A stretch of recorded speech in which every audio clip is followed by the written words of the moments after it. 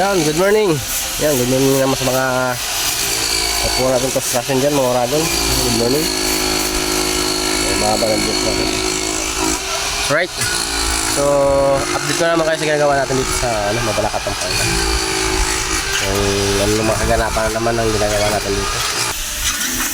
So, tara, let's go. So, napakainit ng panahon ngayon. Ayan, grabe init. Oh. So kahit mainit, tuloy pa rin yung mga trabaho ng mga katropa natin dito. Ayan si Chris sa taas, nag-ayos na ng pagpapatungan ng canopy. Papasitap ko na kasi yung canopy. Tapos dito naman sa harapan, ayan si tatay, pinapatanggal ko yung mixer kasi kinain na ng simento. Natabunan ng mga tambak. Ayan. Kaya tay? Uy, lakas ah. Lakas ah.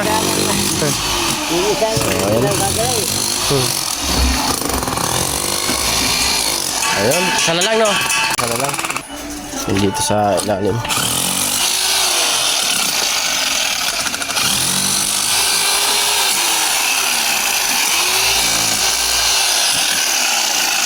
Pag yan, patulong na lang kayo no. Para di maiwasan yung yung gripo natin dyan. So dito mga Oragon yan yung tambol natin naglagay na ng bricks. Ayan na. Pinagawa nila. So pinagawa natin yan naka 45 degree para maganda yung kantuan. So okay na.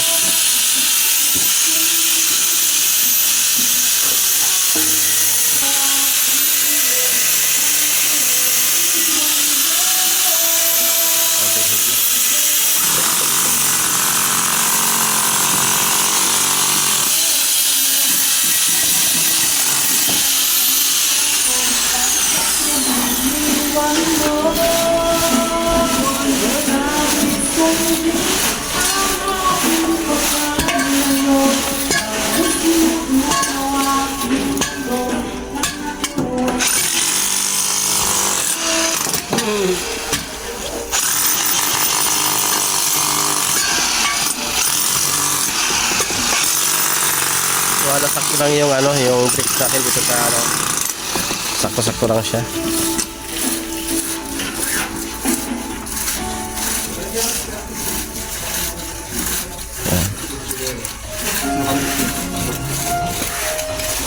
Parang natin sa hindi kong barang dito.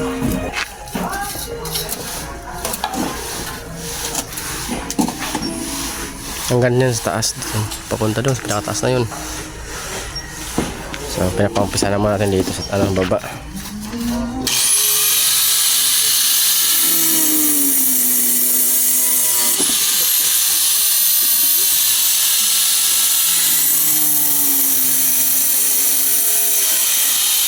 Punta tayo sa loob.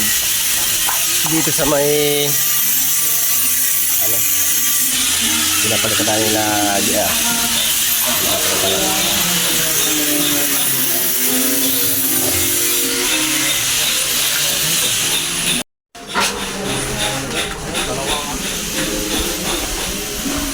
natapos na nila yun dito sa likod. Ano ba pwede ito?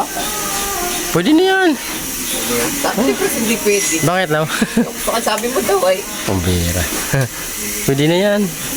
Sabi ko itirahin niya ng kabila, tirahin. Ay Oo. hindi ko ito pwede kaya hindi ko tinitira din. May kanto na nga eh. Sa kanya. Basta ko hindi pala.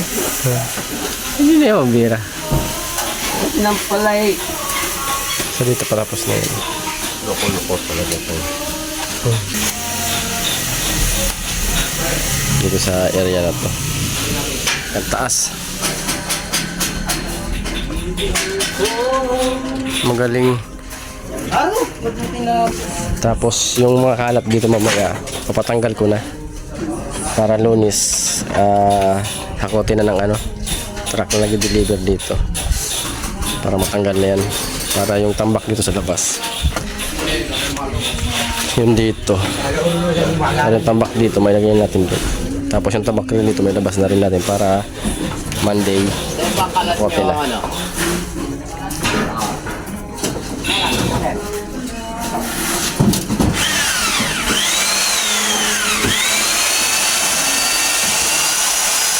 tapos na. Uuwi man ako sa Bicol. Kunti na lang yung gagawin dito. Tiles na lang. Pagdating ko dito, magka-tiles na lang. Labis na to.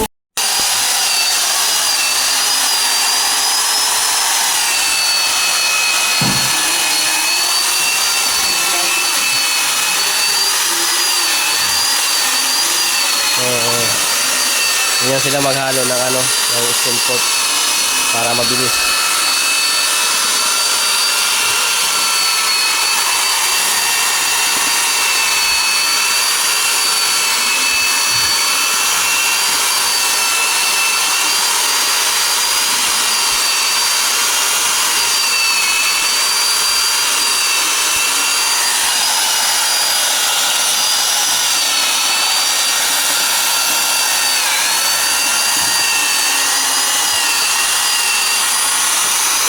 Mabilisan lang yung halo nito.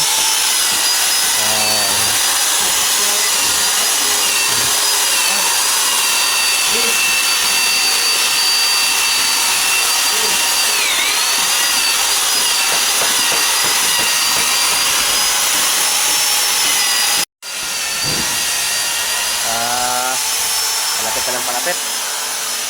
So punta tayo dun sa ginagawa ng tubero. Gumagawa yung mga tubero dun.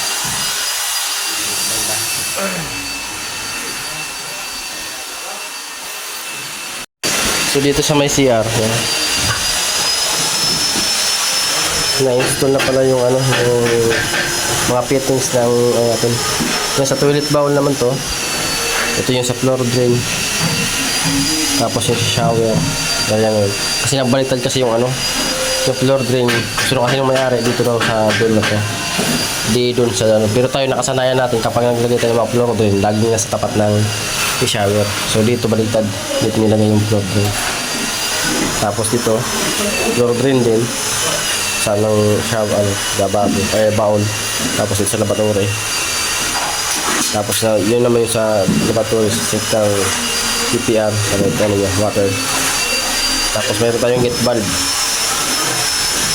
Tapos itong isa na to, yan nakati, papunta yan dito sa taas. Tapos ito naman yung sa taas sa 2nd floor. Tapos ito naman yung sa mga natin, sa mga linya ng tubig, sa mga floor drain, tapos sa laboratory. Hiwalay yan sa hiwalay sa sa baul. Nakahiwalay siya para yung amoy hiwalay.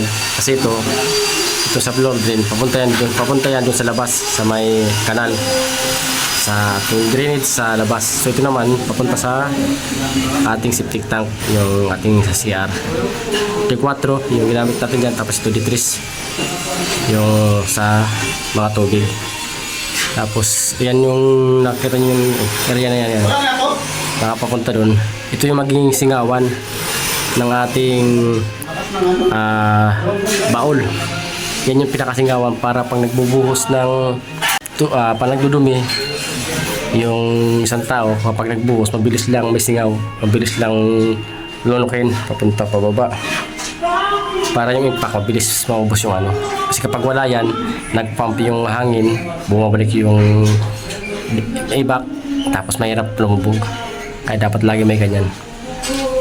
Tapos dito yung sit up dito sa may ayan mapapansin nyo yung sit up punta doon.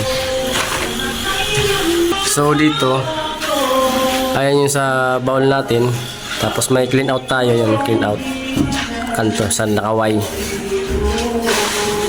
diretso yan. Tapos dito naman sa mga naka-fitting sa iba, yung diretso na to, yan naman sa ating floor drain.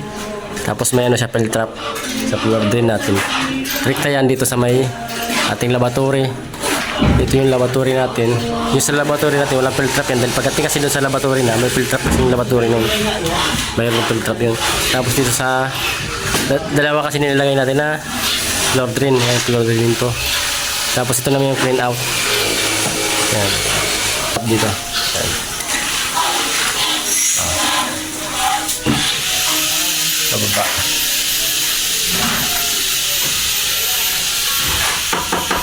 Pag galing naman dito, ayan, connection na yung papunta dito sa sa labas. Dito nilalabas kasi papunta na yung sa kabila. Tapos ito naman, diretso naman yun, papunta dun sa likod. Doon yung lulusot sa may septic tank natin, doon sa septic tank kasi magkakaroon pa doon ng isa pa. Ayan pa. Meron pa yan papunta doon. Yan. Magkakaroon din dito ng septic tank sa area na to. So yan na yan. Dito yung ilalagay natin yung septic tank na naka-posisyon dito.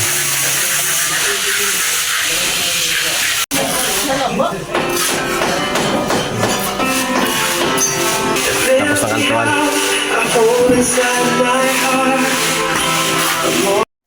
So akyat tayo dito. Tapos na Chris? Ha?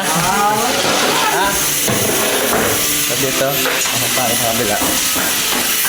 So dito na yung ano,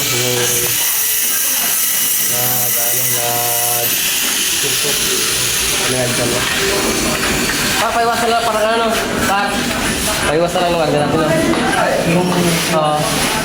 Iwasan mo na lang. Kahit di parang ko eh.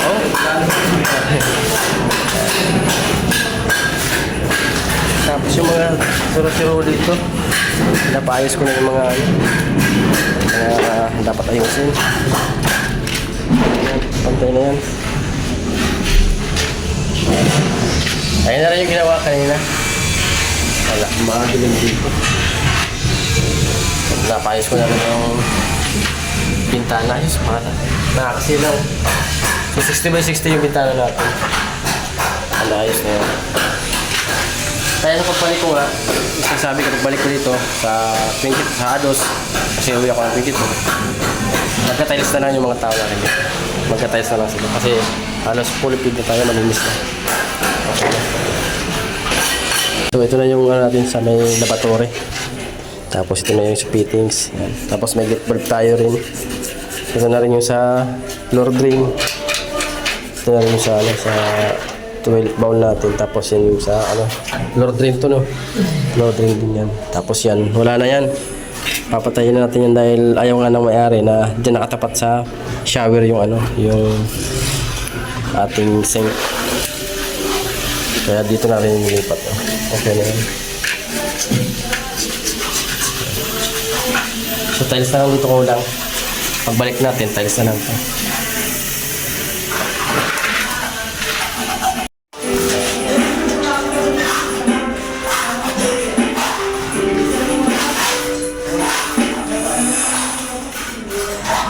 So, patapos na rin itong skin kutan.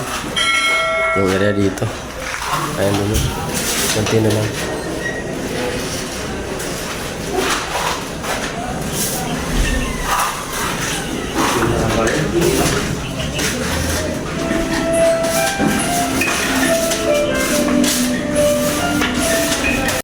So ayan, natanggal na yung yung dito mixer, ayan.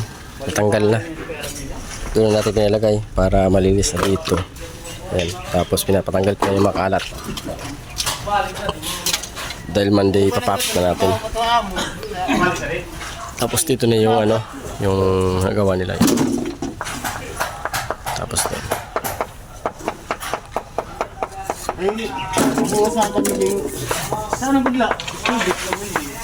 Dito na sila sa taas, kaangat na.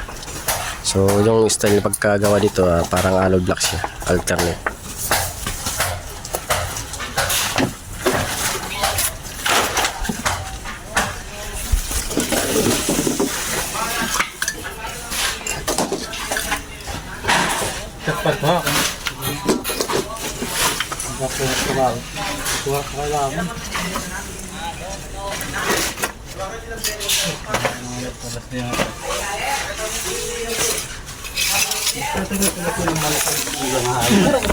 So makikita yan pagkatapos natin yung design dito sa labas. Diyan, pataas. Punta dun.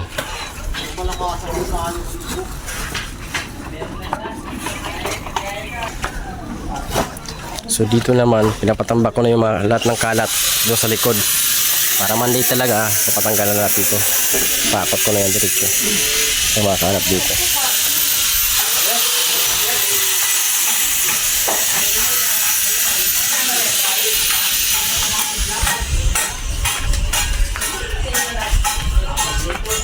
Nito. Nakaling po pag Diyan. dapat mo. 70 yan. 40, 60. Ito pa lang 60. Oh. Ito mo, sakto-sakto. 60. Bap! Akal ko 20. Doon ka na, Bab. Ayusin mo na yung ano doon, Bab. Yung mga gamit natin. Oo. Sila na dyan. So, dito pinapatanggal ko na. Yan na lang yan. Lahat ng ano, kalat dito sa likod. Para maubos na. Yan.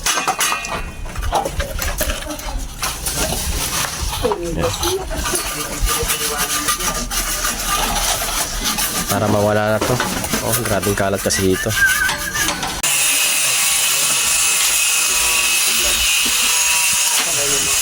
Yung mga nangangalakal na lang dito.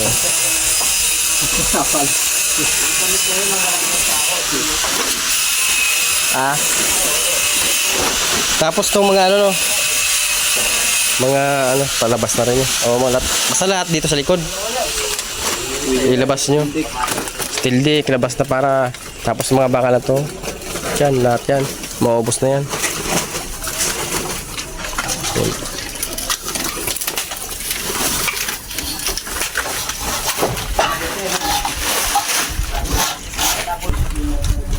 Kata ko na yun. Ha?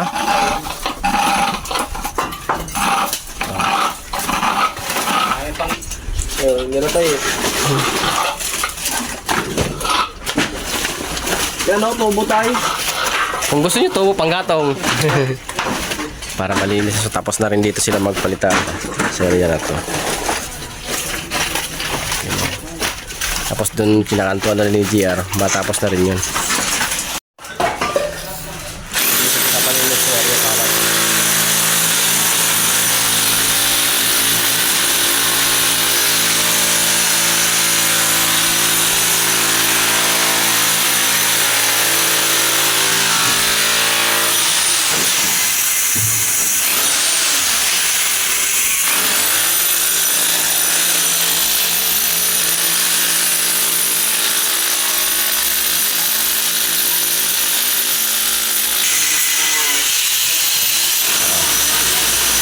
Natapos na. Ha? Ay, kalso na tapos na.